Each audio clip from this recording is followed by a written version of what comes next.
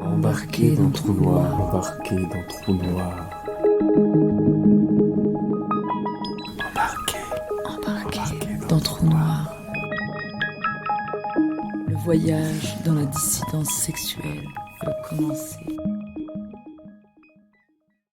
Le genre est un concept voyageur qui a sa propre histoire. Intervention de Anne-Emmanuelle Berger, publiée le 28 mars 2020.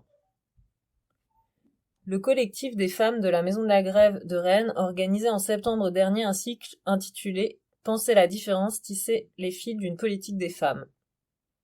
Anne-Emmanuelle Berger, spécialiste française des études de genre et directrice du laboratoire d'études de genre et de sexualité, y était invitée pour aborder les notions de visibilité, d'identité et de pouvoir à travers son ouvrage « Le grand théâtre du genre ». Identité, sexualité et féminisme en Amérique, paru aux éditions Belin en 2013. Présente lors de cette intervention, nous avons transcrit l'intervention d'Anne-Emmanuelle Berger, fondamentale à nos yeux pour comprendre l'évolution des concepts tels que féminisme, féminité, théorie du genre, phallocentrisme, théorie queer, etc. Transversaux au monde universitaire et militant, ces concepts sont abordés suivant les apports multiples de champs tels que la médecine, la psychanalyse, l'anthropologie. En outre, le regard que Madame Berger porte sur le mouvement de libération de la parole des femmes MeToo lors des échanges avec la salle vient éclairer une situation parfois confuse en mettant à profit la richesse politique que contient sa démonstration. Transcription de l'intervention d'Anne-Emmanuelle Berger du 14 septembre 2019 lors du cycle de la Maison de la Grève « Penser la différence, tisser les fils d'une politique des femmes ». Ouverture. Alice. Pour vous présenter, Anne-Emmanuelle Berger, vous entamez votre carrière universitaire en France comme professeur de littérature. Vous partez aux États-Unis et y découvrez l'influence de la pensée dite française dans les universités américaines jusqu'à son tournant queer. De retour en France, vous assistez à l'arrivée du queer. Vous êtes directrice du LEG, Laboratoire d'études de genre et des sexualités en lien avec le CNRS, Paris 8 et Nanterre.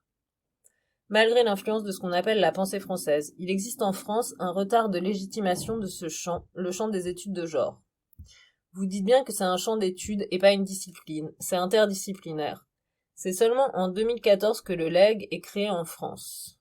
C'est le seul laboratoire qui lie explicitement genre et sexualité. Ce que l'on peut lire sur le site du LEG, c'est que la question des constructions genrées et des rapports de sexe concerne d'une manière ou d'une autre l'ensemble des pratiques sociales et symboliques, publiques et privées, collectives et individuelles. Ce qui requiert donc de la collaboration de savoirs et d'approches multiples. Nous avons retenu de vos travaux qu'il n'y a pas une seule théorie du genre, il y a des théories du genre, on en parlera toujours au pluriel dans un esprit de restitution équitable. L'histoire du développement des théories du genre montre le contraire d'une unicité. D'une certaine façon, c'est aussi ce qui fait leur complexité. Nous l'avons constaté en s'y penchant dessus, mais aussi, c'est ce qui pourrait le protéger d'un certain dogmatisme. Ce qui nous intéresse, ce sont les ponts que vous construisez avec des points qui paraissent de loin disjoints. On a l'impression que c'est une façon de se positionner qui se rapproche de la figure de la tisseuse dont parle Isabelle Stengers en parlant de Donna Haraway. Je vais juste faire une petite citation qui nous fait penser à vous. Avec la figure du cattle cradle, le jeu de la ficelle, Haraway appelle ses collègues à ne pas confondre lutte et guerre de position ou de tranchée, mais à pratiquer l'aguet, la reprise transformative de ses motifs, sans rêver de dernier mot.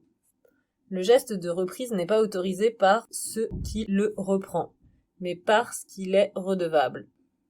C'est dans cet attachement à l'articulation que l'on a sans doute trouvé des réponses à nos tergiversations. C'est-à-dire comment peut-on partir du fait d'être femme sans s'y enfermer.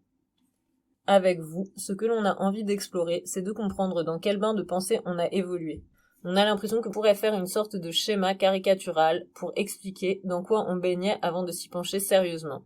On pourrait dire qu'il y avait une approche sociologique de la question portée par les études de genre marquée par la sociologie qui analyserait les rapports sous le prisme de la domination. Un autre point de vue était l'approche institutionnelle, le féminisme d'État, la parité et qui nous semblait directement issue des luttes des années 70. Enfin, plus récemment, la pensée queer qui joue sur les identités sexuelles pour mieux les abolir. Et donc, pour nous, partir de la question d'être des femmes était un peu miné dans ces schémas-là. On s'est vite aperçu que tout ça est plus complexe, On l'a vu avec le cycle queer à l'automne dernier, on l'a vu avant-hier avec ce que l'on peut garder comme héritage des années 70, et on veut le voir avec vous ce matin concernant les études de genre. C'est dans l'axe franco-américain que les échanges ont été les plus vifs et les plus intéressants. On perçoit la richesse de ce champ-là avec l'apport de la sociologie, de l'histoire, de la psychanalyse, de la littérature et de la philosophie. On va revenir sur 2 points qui nous paraissent donner des clés de lecture à notre question. Dans quel bain de pensée on se trouve quand on veut partir de la question d'être femme? C'est l'histoire du genre et le lien entre sexualité, psychanalyse et féminisme. Donc, on va commencer avec l'histoire des études de genre, ce que se doivent entre eux le féminisme, les théories du genre et la théorie queer. Pouvez-vous nous parler de cette histoire jusqu'à son tournant queer? Anne-Emmanuelle Berger. Je veux d'abord vous remercier de m'avoir invitée. Je suis très heureuse d'être ici, à l'invitation de Blanche et d'Alice, et puis de la Maison de la Grève que je ne connaissais pas.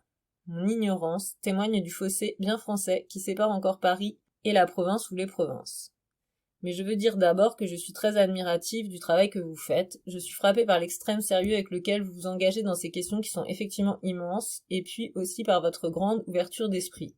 Et je rejoins Isabelle Stengers, même si mes positions, mes objets ou mes préférences ne sont pas nécessairement les mêmes que les siennes, lorsqu'elle dit qu'il faut se méfier de tous les conformismes, y compris des conformismes alternatifs, et qu'il faut résister aux définitions figées. Sur ces mots, je vais tenter de répondre à vos questions dans la mesure de mes capacités et bien entendu, si le langage que j'emploie n'est pas clair pour vous, n'hésitez pas à m'interrompre à tout instant.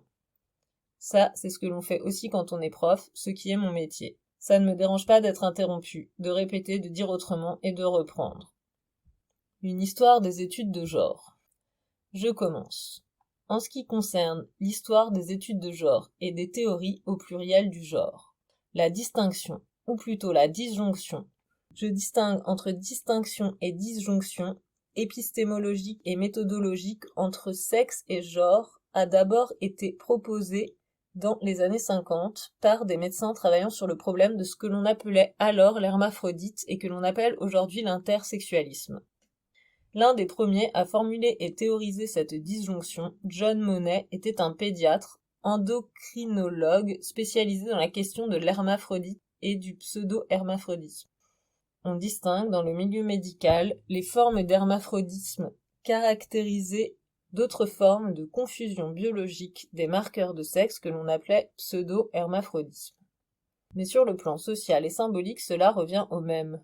John Monnet s'intéressait au développement physiologique et psychosexuel d'individus dits hermaphrodites qui présentaient donc un trouble de l'alignement entre sexe gonadique, sexe chromosomique, sexe hormonal et sexe anatomique. Tous ces éléments rentrant en compte dans la définition biologique du sexe mâle ou femelle. Quelques années plus tard, c'est Robert Stollers, médecin et psychanalyste, qui reprendra la distinction entre sexe et genre pour essayer de penser et de traiter un autre phénomène de trouble de l'identité sexuelle, le transsexualisme. Vous le savez peut-être, la notion même de transsexualisme date du milieu du XXe. Elle a accompagné les premiers essais de traitements chirurgicaux de ce que l'on appelait alors dysphorie de l'identité sexuelle. En français, le mot transsexualisme est attesté à partir des années 1960, il est donc assez récent. C'est un mot qui nous vient bel et bien des États-Unis, comme il faut le dire, une grande partie du lexique touchant à la sexualité et au genre au XXe siècle. Au départ, quand on parle de transsexualisme, ce que l'on désigne, et ce qui intéresse Robert Stoller d'un point de vue psychanalytique, c'est le transsexualisme male to female, et non le transsexualisme female to male, qui n'est guère observé à cette époque, alors qu'il semble dominer aujourd'hui en Occident. C'est dire aussi à quel point les questions touchant à la sexualité, aux identités dites sexuelles sont contingentes et fortement situées pour reprendre un terme qui a circulé hier. C'est-à-dire qu'elles dépendent pour une bonne part de contextes historiques, culturels et politiques spécifiques. Le phénomène de l'intersexualisme met en échec la catégorisation binaire des sexes qui est censée fonder à la fois physiologiquement et sociologiquement la partition homme-femme. Le genre de l'individu intersexuel ne peut en effet être déduit de ses seules caractéristiques sexuelles. C'est ce qui a fait dire à la biologiste féministe américaine Anne Fausto Sterling, de façon délibérément provocatrice, qu'il n'y a pas de sexe, ni même 3 mais 5, puisqu'il y a, sur le plan biologique et clinique, différentes formes d'intersexualisme, donc différentes formules de composition sexuelle d'un individu intersexuel. Le transsexualisme, quant à lui, désigne, vous le savez, la disjonction entre sexe de naissance, c'est-à-dire plus précisément le sexe reconnu ou assigné à la naissance et le genre revendiqué par le sujet transsexuel. Intersexualisme et transsexualisme mettent donc en question la coïncidence naturelle entre sexe et genre. Comme vous le savez peut-être, le mot nature vient du verbe latin nascior, natus sum, qui veut dire naître ou être né. La nature, c'est ce qui est donné avec et par la naissance. Disjonction sexe-genre. Intersexualisme et transsexualisme mettent en question la coïncidence naturelle, la coïncidence native ou d'origine entre sexe et genre. L'un et l'autre obligent donc à penser non seulement la distinction entre sexe et genre, mais bien leur disjonction. Alors certes, on peut dire que nous avons affaire ici à des anomalies ou des pathologies de la division sexuelle statistiquement négligeables, mais on peut aussi, comme le fait toujours la science, partir de ces exceptions apparentes à la règle commune pour commencer à réfléchir sur l'énoncé de cette règle, sur les modalités et les effets de son établissement ou de sa formulation. C'est bien ce qu'ont tenté de faire un certain nombre de penseuses et penseurs travaillant dans le champ des études de genre aujourd'hui. Mais dès les premières formes de théorisation de la disjonction entre sexe et genre, il y a eu divergence entre ses promoteurs. Monet et Stollers, dont je vous parlais à l'instant, s'accordent pour ne pas opposer nature et culture. En anglais, on dit plutôt nature and nurture. Nurture désigne le fait d'élever en nourrissant et implique donc un processus de socialisation. En s'accordant pour ne pas opposer nature et culture, autrement dit biologie et psychologie, Monet et Stoller cherchent à montrer comment les unes et les autres interagissent et influent l'une sur l'autre de telle manière qu'elles deviennent inextricables. La pensée féministe s'est longtemps méfiée de cette interaction, mettant au contraire l'accent sur la rupture épistémologique radicale entre nature et culture. Mais on revient aujourd'hui à une formulation moins oppositionnelle, moins disjonctive du rapport entre nature et culture. Cependant, leur conception du genre et leur façon de théoriser la disjonction sexe-genre diffèrent nettement. Monet considérait le genre non pas comme une disposition innée, mais comme un rôle social joué par le sujet, un comportement réglé selon une partition apprise, identifiable et reproductible. D'où ces tentatives de régler le problème des intersexes par la réassignation de sexe et par la socialisation délibérée dans un genre et un seul. Pour Monet, la notion de rôle précède ainsi épistémologiquement la notion d'identité. Là où nous avons tendance à penser de façon spontanée l'identité comme ayant à voir avec des caractéristiques intrinsèques d'une individu, la notion de rôle implique l'interaction avec autrui et suggère la préséance du social, en l'occurrence de la personne publique et de l'affichage public sur l'intériorité psychique. Monet définit le genre ainsi. Tout ce que l'on dit ou fait pour manifester son statut de garçon ou d'homme, de fille ou de femme. On peut rattacher la perspective de Monet à certains courants fondamentaux de la sociologie états-unienne du XXe. Vous avez peut-être entendu parler du sociologue Ralph Litton. Il est le promoteur de ce qu'on a appelé la role theory. La théorie des rôles invite dès les années 30 à penser les rapports sociaux comme des rôles. La role theory insiste, comme son nom l'indique, sur l'idée que nous jouons tous des rôles en société au double sens qu'a le terme. Au Moyen-Âge, le mot rôle désigne déjà une fonction propre à une personne dans la société, mais c'est d'abord un rouleau, un rolls. C'est ça au début un rôle, c'est un rouleau qui était déplié par des crieurs publics sur la place des villes et des villages, sur lequel étaient écrits des édits du roi ou des pouvoirs locaux, édits que les crieurs proclamaient pour les porter à la connaissance du public. Ce rouleau imprimé devient ensuite une partition d'un texte confié et appris par un acteur de théâtre. Le genre, dans cette perspective, désigne ainsi l'ensemble des rôles que nous jouons, c'est-à-dire que nous sommes amenés à apprendre et à jouer publiquement en tant qu'homme ou femme, ou plus exactement pour établir notre statut d'homme ou de femme. Toute la sociologie états-unienne du XXe siècle s'inscrit dans le sillage de la role theory, contrairement à la sociologie européenne qui est plutôt une sociologie des classes ou des organisations, donc une sociologie des groupes. La sociologie états-unienne, et en particulier la sociologie dite de l'interaction sociale, qui est la principale école de sociologie américaine au XXe, s'est en effet surtout intéressée à la formation et à la présentation du moi social, le social safe, à travers l'étude des modalités codées des interactions entre les individus. Vous avez peut-être entendu parler d'un des sociologues américains les plus connus, représentatif de cette école de l'interaction sociale qui s'appelle Erving Goffman. Parmi les premiers textes qu'il a écrits et qui l'ont lancé, il y a le livre qui s'intitule « The Presentation of Self in Everyday Life. La présentation de soi, la mise en scène de la vie quotidienne. Ce livre date, lui aussi, des années 50. La sociologie de l'interaction sociale s'est très tôt focalisée sur les modes d'apprentissage des conduites masculines et féminines, donc sur le genre comme élément majeur de la présentation et de la formation du moi social. On voit bien, ici, la proximité de la sociologie américaine, qui est par bien des aspects une sorte de psychologie sociale avant la lettre, avec la psychologie comportementaliste. Mais pour Stoller, contrairement à Monet, le genre est un noyau du moi qui surdétermine les interactions sociales, autrement dit qui informe le processus de socialisation autant qu'il résulte de celui-ci, même si le moi, en termes psychanalytiques, est aussi le fruit d'une interaction avec autrui. Le moi, dit Freud, à plusieurs endroits, voire par exemple le moi et le ça, est la résultante, la somme de ces identifications.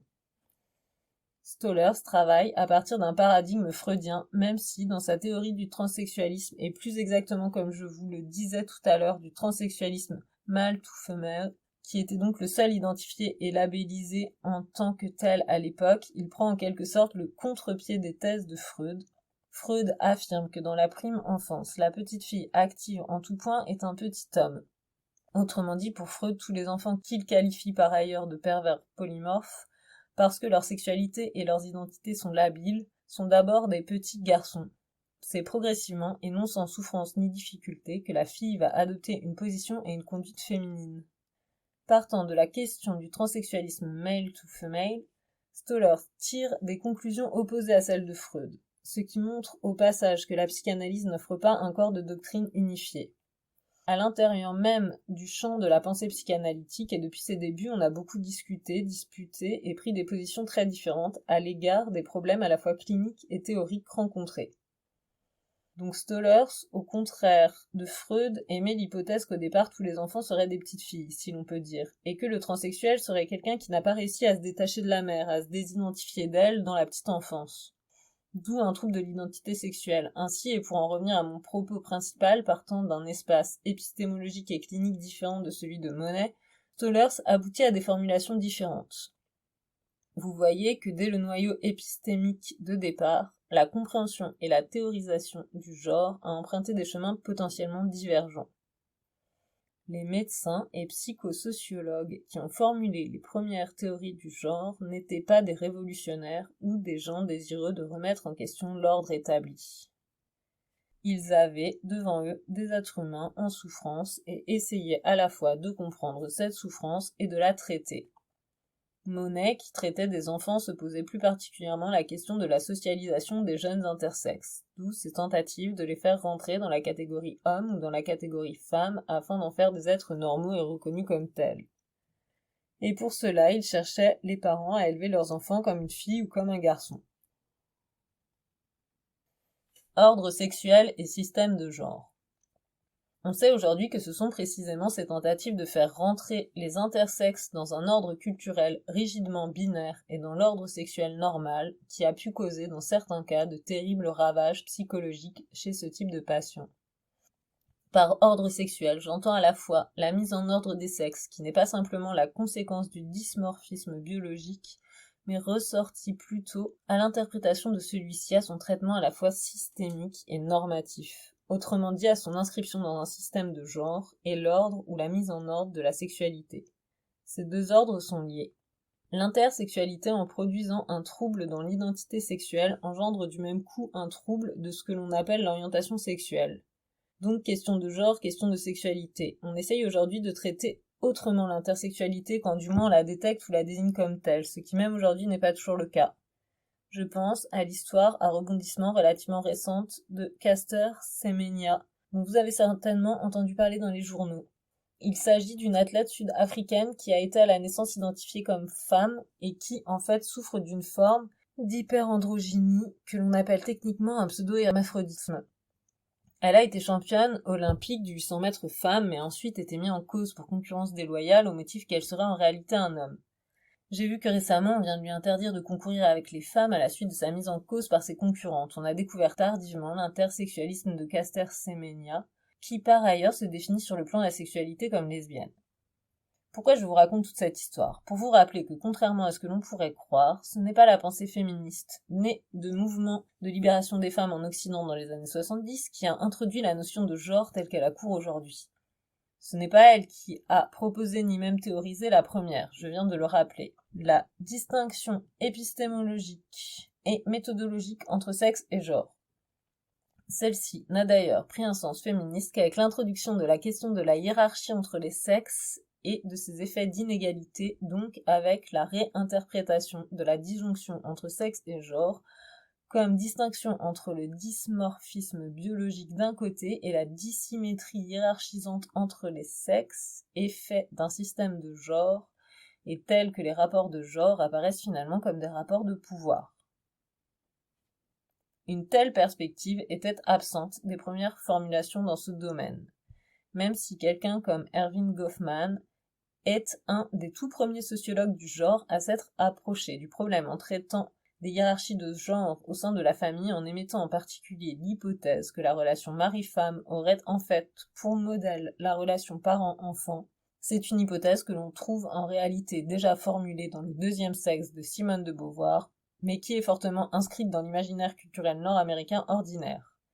Très souvent, au sein des couples, l'homme appelle la femme baby, my baby, donc mari-femme, parent-enfant. La relance féministe. J'en arrive maintenant à la façon dont la distinction, à la fois méthodologique et épistémologique, entre sexe et genre a été reprise et relancée par les théoriciennes féministes. Les deux premières théoriciennes féministes du genre et de la distinction entre sexe et genre sont la sociologue britannique Anne Oakley et d'autre part Gayle Rubin, qui était alors une jeune anthropologue américaine, élève de Marshall Salins, disciple états-unien de Lévi-Strauss, très connu aux États-Unis. Oakley et Rubin se sont d'ailleurs appuyées l'une comme l'autre et sans s'être donné le mot sur l'œuvre de Lévi-Strauss pour théoriser la distinction entre sexe et genre. Dans son essai inaugural, qui s'intitule en anglais The Traffic in Women Note on the Political Economy of Sex, le trafic des femmes, le marché des femmes, note pour une économie politique du sexe, essai qui a paru en 1975, c'est-à-dire en plein moment MLF où Women Lives aux États-Unis, Rubin livre l'une des premières définitions féministes du genre conçue comme une division socialement imposée des sexes. Elle pense la distinction entre sexe et genre dans le sillage de Lévi-Strauss comme coïncidant avec l'opposition entre nature et culture. Rubin se sert de l'explication par Lévi-Strauss des modalités de conversion des besoins ou dispositions naturelles en comportements réglés pour penser le passage, mais aussi le saut qualitatif du sexe au genre. Encore une fois, d'un état ou d'une fonction présumée naturelle à un ou des états de culture. Mais cela veut dire aussi que genre et sexe demeurent liés dans cette perspective.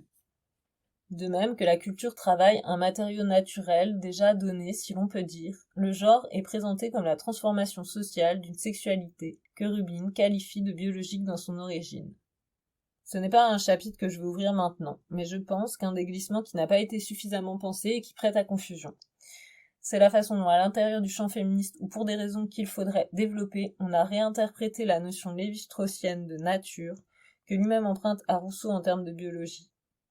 Or, chez Rousseau, toute évidence, mais aussi chez Lévi-Strauss, nature ne signifie pas nécessairement biologie, au sens que nous donnons à ce terme et au domaine scientifique qu'il indexe aujourd'hui.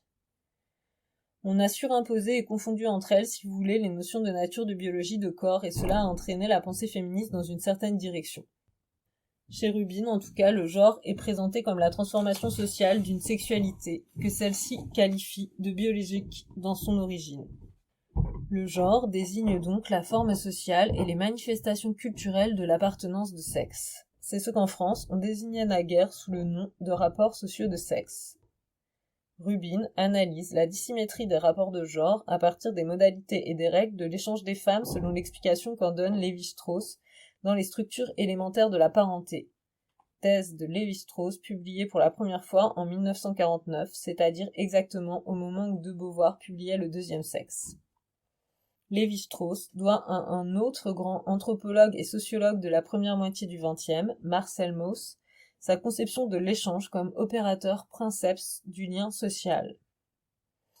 Mauss a écrit un célèbre essai qui s'appelle Essai sur le don et échange dans les sociétés archaïques, dans lequel il explique que la société archaïque fonctionne sur le mode de l'échange et que c'est l'échange qui crée du lien social.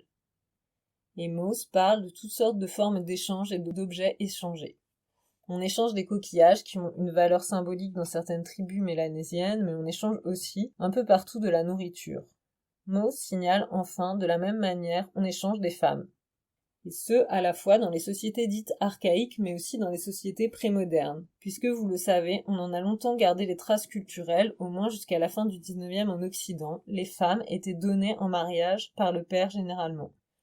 Or, Lévi-Strauss a fait de l'échange des femmes le paradigme même de l'échange social, de tout échange social, en essayant de montrer, dans les structures élémentaires de la parenté, que c'est l'échange des femmes qui fonde le social. Pourquoi ? Parce que, quand vous échangez des femmes, vous créez de l'alliance entre les clans ou entre les familles. Lévi-Strauss doit à Marcel Mauss sa conception de l'échange comme opérateur du lien social. Pour Lévi-Strauss, c'est plus qu'un opérateur, c'est le générateur, le fondement même du lien social.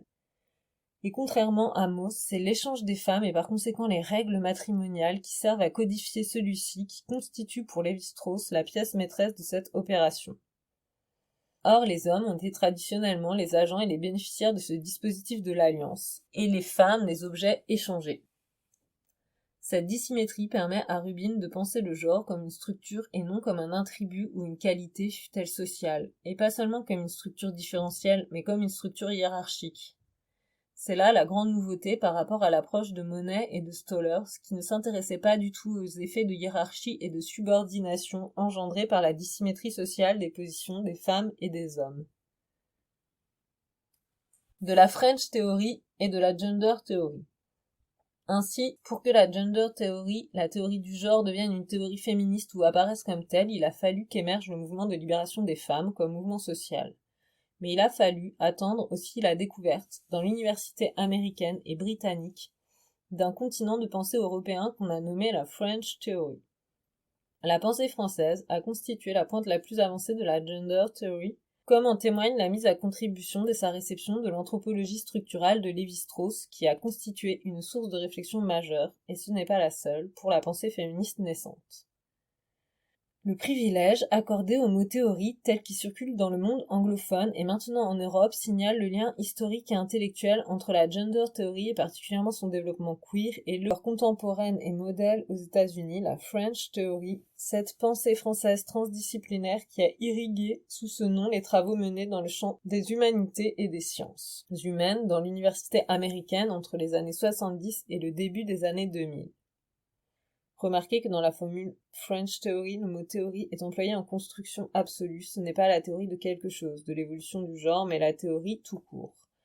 Comme quand la Phèdre de Racine dit non pas j'aime Hippolyte, mais j'aime tout court. C'est ça une construction absolue. Elle n'a pas d'ordre défini parce que la théorie ou l'amour dans le cas de Phèdre sont à eux-mêmes leur propre objet. Mais de même que sous le nom de French Theory ont circulé aux États-Unis des œuvres et des courants de pensée variés et hétérogènes, de même sous l'appellation Gender Theory, se sont élaborées des théories diverses.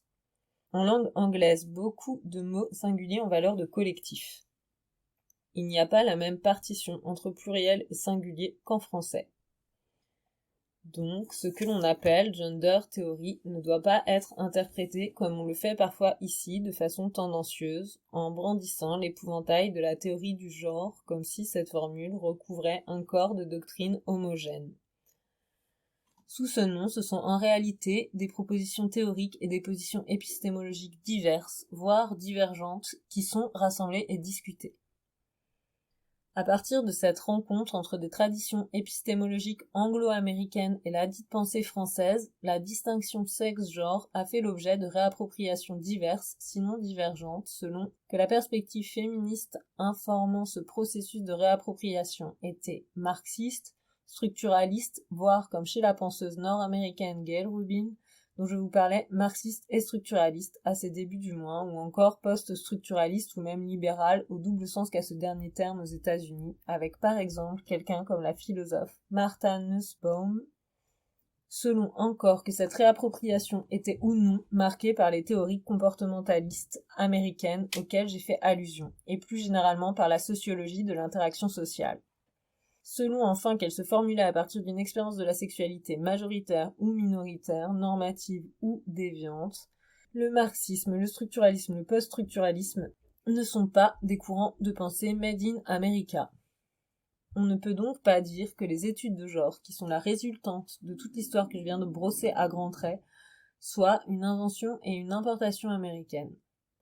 Les théories qui se côtoient ou se confrontent à l'intérieur de ce champ de recherche sont le produit non pas de la convergence, mais comme je l'ai dit, de la rencontre de traditions épistémologiques américaines et européennes à la faveur de la diffusion massive dans le monde universitaire américain de travaux de philosophes, d'anthropologues ou de psychanalystes européens et particulièrement français relevant dans leur majorité de ce qu'on a appelé le structuralisme puis le post-structuralisme. Les grands représentants en France du structuralisme sont justement Lévi-Strauss, qui a d'ailleurs écrit un livre qui s'appelle Anthropologie structurale, et puis quelqu'un qui s'est inscrit au moins au départ dans son sillage, Jacques Lacan, psychanalyste français. Il y en a d'autres aussi, et il faut dire que le structuralisme est né de la linguistique théorique telle qu'elle a été élaborée par Ferdinand de Saussure au début du XXe siècle. La révolution saussurienne a consisté à montrer que le langage, justement, était une structure, et plus précisément une structure différentielle. Ce qui fonde l'articulation linguistique, c'est la possibilité de distinguer phonologiquement entre voyelles et consonnes, mais aussi entre voyelles et voyelles. De même, le sens est conçu par Saussure comme un produit des différences sémantiques. Même si toutes les distinctions ne sont pas de l'ordre de l'opposition blanc n'a de sens que relativement à noir, femme que relativement à homme, mais on distingue aussi entre marcher et courir, jaune et vert, etc. Le structuralisme a fait prendre à toute la pensée qui s'est développée dans son sillage un tournant que l'on a appelé aux États-Unis de manière rétrospective the linguistic turn. C'est-à-dire, on s'est mis à penser toutes sortes de questions dépassant largement le champ du langage et de la réflexion sur le langage à partir d'un modèle épistémologique et d'un modèle interprétatif qui était celui de la linguistique saussurienne. Celle-ci a produit d'autres grands représentants d'une linguistique structurale comme Roman Jakobson, sur lequel se sont appuyés les philosophes féministes italiennes du collectif Diotima, lequel était lié au collectif de la Librairie des femmes de Milan, auquel certaines d'entre vous se sont intéressées. Les vagues féministes. Après son invention par Monet et Stollers, la théorie du genre a donc été appropriée et reformulée par la pensée féministe dite de la deuxième vague, c'est-à-dire celle qui commence à la fin des années 60. On parle de deuxième vague par rapport à une première vague féministe presque totalement oubliée. Mais c'est le sort de toutes les vagues, si on peut dire, car l'histoire est une machine à effacer et non pas, comme on pourrait le croire, à accumuler et mémoriser. La première vague féministe avait commencé à déferler au début des années 1880 en Europe, et elle a été massive, ce qu'on a oublié. Elle s'est focalisée à l'époque sur la revendication du suffrage universel. Dans différents pays européens, la revendication a abouti plus ou moins rapidement. L'obtention du droit de vote pour les femmes a eu lieu à des moments différents. Mais en tout cas, ce premier mouvement féministe fut aussi d'un foisonnement extraordinaire. Il y eut quelqu'un en France que vous connaissez peut-être et qui s'appelle Marguerite Durand. Elle avait fondé avec d'autres à la fin des années 1890 un journal féministe, un quotidien qui s'appelait La Fronde et qui à l'époque était tiré à plus de 200 000 exemplaires. 200 000 exemplaires dans la fin du 19e, c'est énorme. Et chaque fois à la fin du 19e, comme durant la décennie MLF, les vagues féministes se sont accompagnées d'une production artistique et intellectuelle intense. Il y a eu, lors de la dite première vague du théâtre féministe qui s'est appelé comme tel, il y a eu la rédaction de manifestes féministes totalement oubliés aujourd'hui. Ce qui a interrompu ce mouvement et marqué un coup d'arrêt de tout progrès dans le domaine pendant des décennies, c'est la Première Guerre mondiale. Après le moment d'appropriation et de reformulation des théories du genre des années 1950-1960 par la pensée féministe dite de la deuxième vague, on a assisté à partir des années 1980 à un tournant foucaldien, à la faveur de la traduction et de la réception dans le monde anglophone de l'histoire de la sexualité de Foucault et surtout du premier volume de celle-ci, La volonté de savoir. Émergent alors d'autres manières de penser le genre. C'est l'historienne John Walsh Scott qui emblématise ce tournant dans son célèbre article publié pour la première fois en 1986 et intitulé « Le genre, une catégorie utile à l'analyse historique ». Elle se réclame explicitement de Foucault pour penser le genre, même si Foucault ne parle pas de genre et malgré le fait que sa propre manière de faire de l'histoire ne soit pas très foucaldienne, pas du tout même à mon avis. Néanmoins, sa conception du genre est bien tributaire de la manière dont Foucault a pensé ensemble sexualité et pouvoir. Si vous avez lu l'histoire de la sexualité, et plus exactement le premier volume, vous savez que cette histoire de la sexualité est le lieu d'élaboration d'une nouvelle théorie du pouvoir, en l'occurrence d'une tentative de repenser la question du pouvoir en général, et de penser ses formes contemporaines en particulier, sous l'espèce du biopouvoir. Le biopouvoir concerne la vie et cible les corps. On voit donc bien le rapport de celui-ci avec la question de la sexualité. Johann Scott, de manière néo-foucalienne, définira alors le genre comme une manière primordiale de signifier les rapports de pouvoir. Ce faisant, elle cherche à faire valoir la dimension politique de la structure et des rapports de genre. Certes, la perspective de Rubin était déjà proto-politique, mais je dirais qu'en tant qu'anthropologue, elle était d'abord une penseuse du social et des variations culturelles.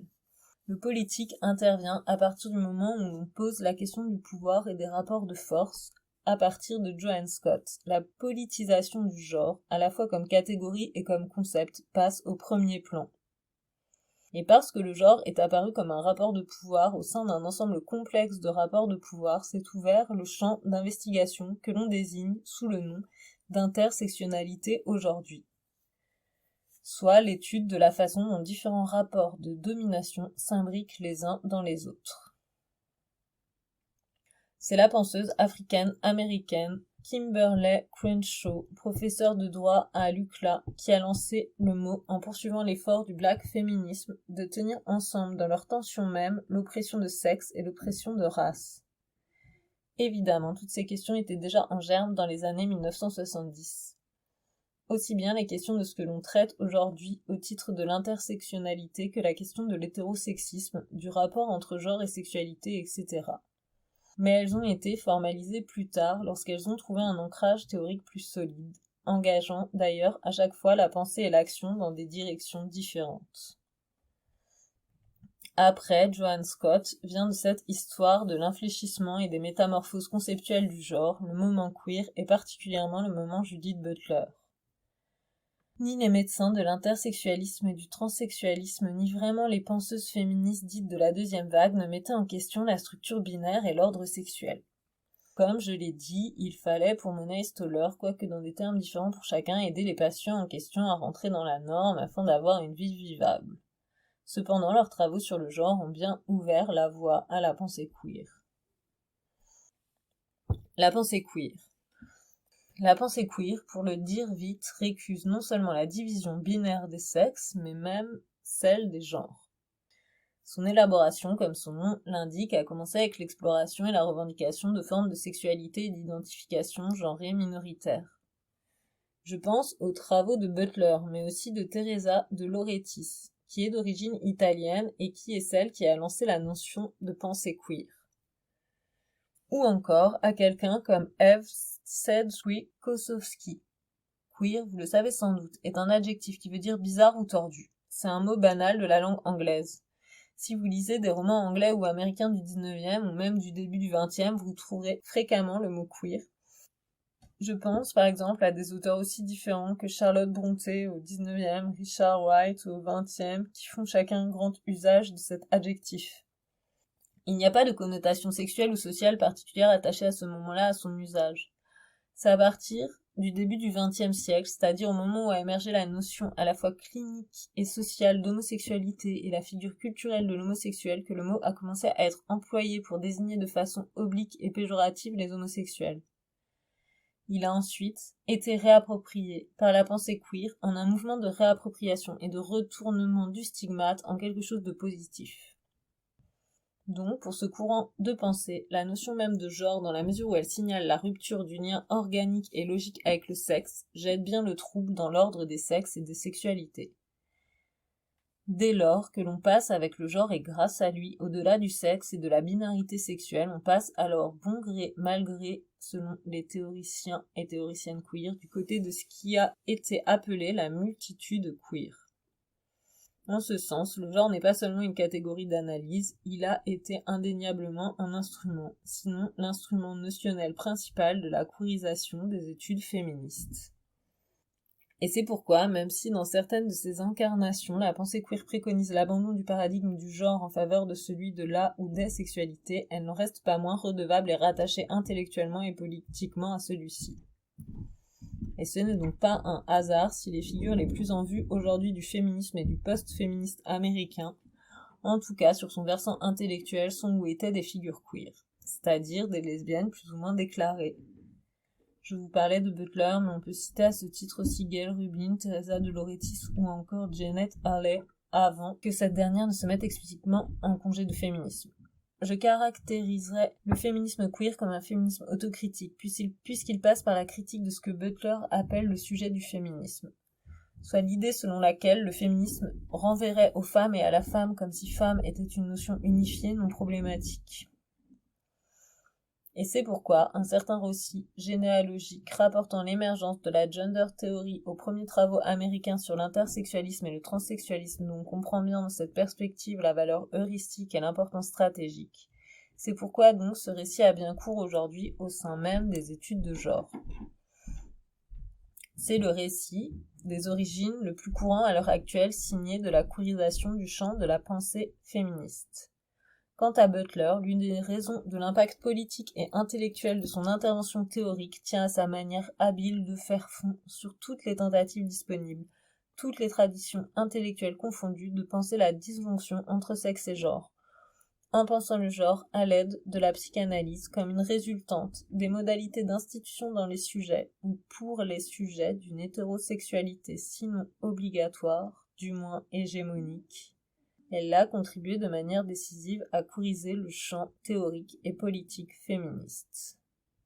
En tirant le genre vers ce qu'elle a appelé la performance et la performativité qu'elle associe tout en les distinguant, elle a également ouvert un nouveau chapitre avec la notion de performance, mot qui dans son sens anglo-américain ordinaire désigne le théâtre ou le spectacle vivant. On retrouve l'idée de Monet que le genre est un rôle, une partition appris qui est ensuite jouée et répétée publiquement. Par certains côtés, la théorie butlerienne de la performance est redevable à l'école sociologique nord-américaine de l'interaction sociale, et c'est un aspect de son œuvre et de sa genèse intellectuelle que j'ai souligné depuis un certain nombre d'années et que l'on redécouvre aujourd'hui.